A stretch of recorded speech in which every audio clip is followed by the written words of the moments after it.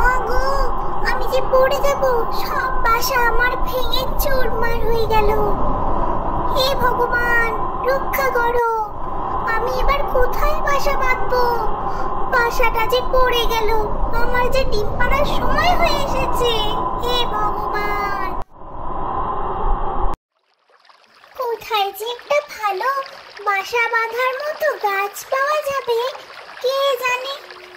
অনেক ডালপালা আছে, এমন গাছই তো আমার চাই, না হলে ছানাগুলোকে ভালোভাবে রাখবো কেমন করে।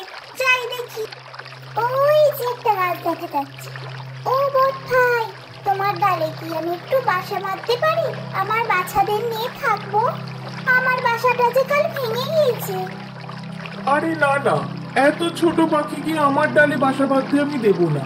তুমি যাও, ওই যে দূরে একটা শক্ত আম গাছ দেখা যাচ্ছে, ওখানে গিয়ে বাসা বাঁধো, আমার কাছে এসো না। ও আম গাছ, তোমার ডালে আমি একটু বাসা বাঁধতে পারি? আমার বাচ্চাদের নিয়ে থাকবো। তোমার কাছে তো অনেক পাখি রয়েছে, একটু দয়া করো ভাই। অবশ্যই চড়ুই ভাই, তুমি নিশ্চিন্তে আমার ডালে বাসা বাঁধো। নদীর জল, আমার গাছের ফল খেয়ে তোমার বাচ্চারা বড় হবে।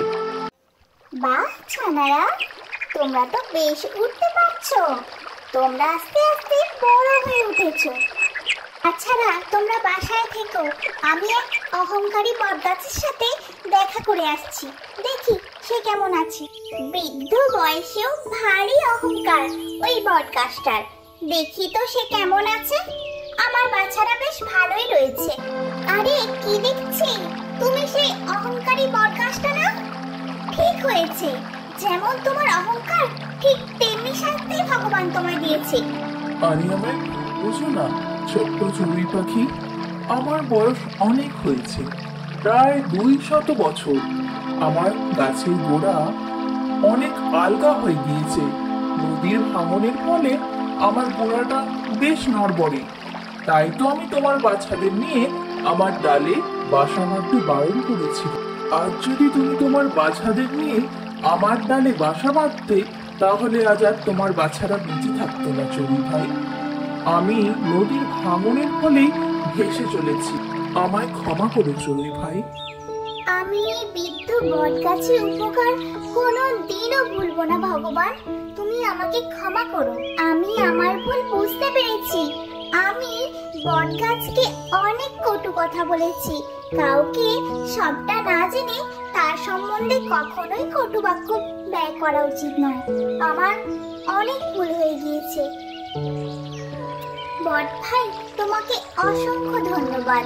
আমার ছানারা আজ খুব ভালো রয়েছে শুধুমাত্র তোমার জন্যই, কিন্তু আমি তা বুঝতে পারিনি। তুমি খুব ভালো বট ভাই, আমাকে ক্ষমা করো।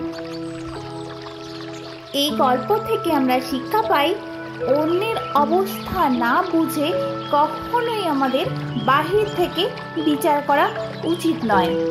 গল্পটি যদি তোমাদের ভালো লেগে থাকে বন্ধুরা, লাইক করো, শেয়ার করো আর চ্যানেলটি সাবস্ক্রাইব করো। ধন্যবাদ বন্ধুরা।